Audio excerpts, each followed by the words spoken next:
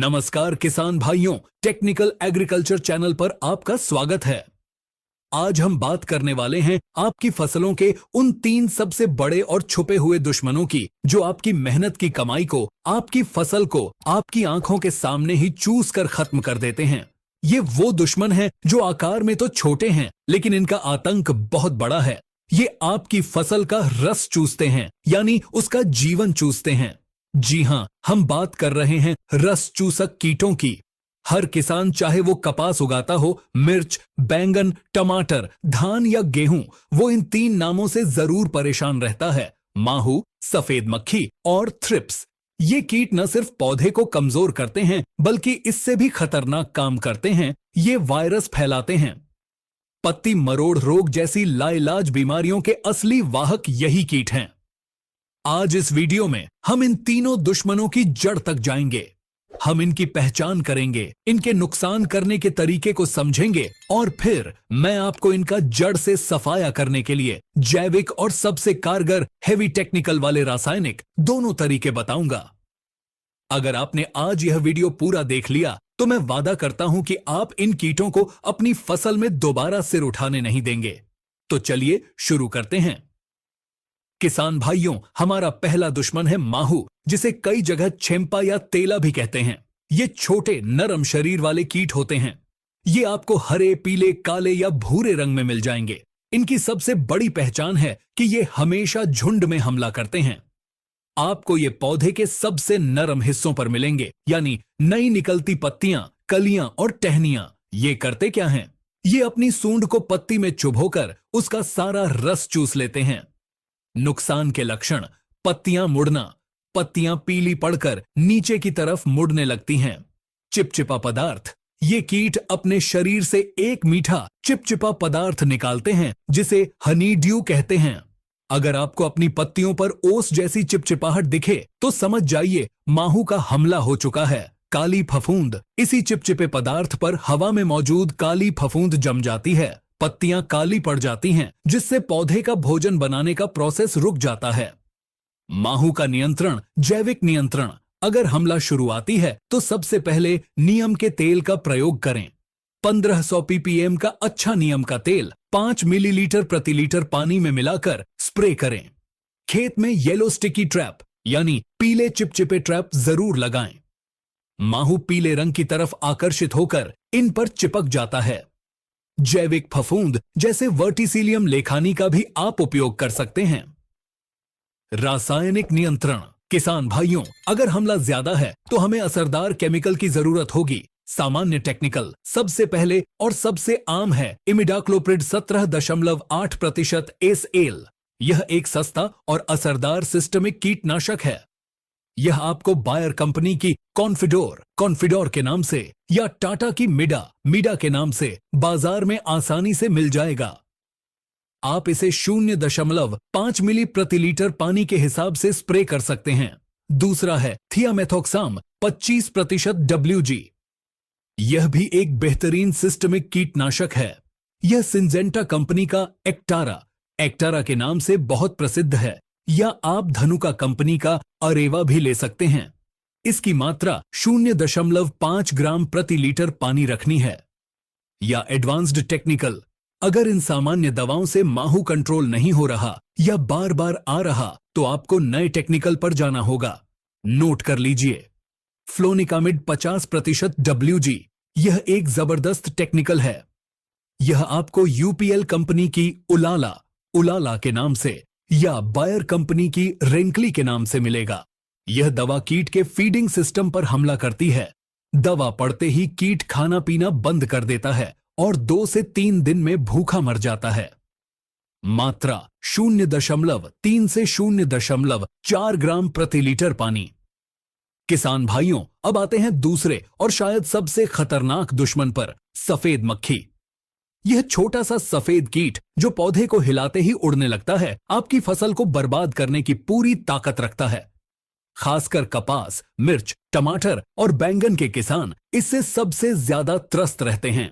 नुकसान के लक्षण: पत्तियों का पीला पड़ना। ये पत्ती की निचली सतह पर बैठकर रस चूसती है, जिससे पत्तियां पीली होकर सूखने लगती हैं। वायरस का फैलाव: सफेद मक्खी का सबसे बड़ा खतरा यह है कि वो वायरस फैलाती है। मिर्च, टमाटर, पपीते में पत्ती मरोड़ रोग या येलो मोज़ेक वायरस फैलाने की यह मुख्य जिम्मेदार है। सफेद मक्खी का नियंत्रण, जैविक और बचाव।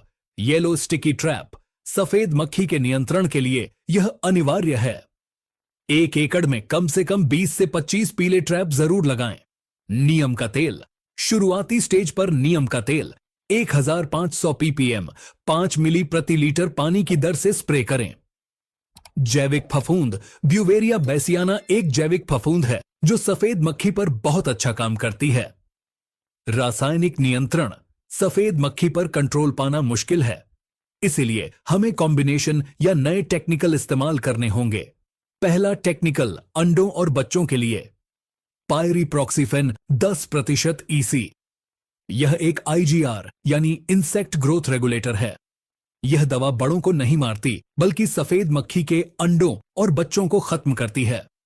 यह सुमिटोमो कंपनी की लानो के नाम से या एग्रो लाइफ कंपनी का पोरस के नाम से आती है। मात्रा 1.5 से 2 मिली प्रति लीटर पानी। दूसरा टेक्निकल वयस्क मक्खी के लिए डाइफेंथ्यूरॉन 50% WP। यह सफेद मक्खी के लिए एक बहुत ही जबरदस्त और हैवी टेक्निकल है। यह सिंजेंटा कंपनी का पेगासस के नाम से आता है। यह दवा स्प्रे होते ही मक्खी को पैरालाइज कर देती है। मात्रा 1 से 1.5 ग्राम प्रति लीटर पानी। इसे तेज धूप में स्प्रे न करें, शाम को करें। तीसरा हैवी कॉम्बिनेशन, अगर हमला बहुत ज्यादा है तो स्पाइरोमेसिफेन 22.9% SC का प्रयोग करें। यह बायर कंपनी का ओबेरॉन के नाम से आता है। यह सफेद मक्खी के साथ साथ मकड़ी को भी खत्म करता है। सस्ता और असरदार एसिटामिप्रिड 20% SP भी सफेद मक्खी पर अच्छा काम करता है। यह धानुका का धनप्रीत या टाटा का मनिक के नाम से मिल जाएगा। मात्रा 0.5 से 1 ग्राम प्रति लीटर पानी। सलाह, सफेद मक्खी के लिए हमेशा 2 दवाओं का कॉम्बिनेशन स्प्रे करें। एक IGR जैसे पायरीप्रॉक्सीफेन लैनो और एक वयस्क को मारने वाली जैसे डाइफेंथ्यूरॉन पेगासस। किसान भाइयों, हमारी लिस्ट का तीसरा और सबसे जिद्दी दुश्मन है थ्रिप्स। यह कीट इतना बारीक होता है कि नंगी आंखों से मुश्किल से दिखता है। यह काले या हल्के पीले रंग का लाइन जैसा बारीक कीट होता है।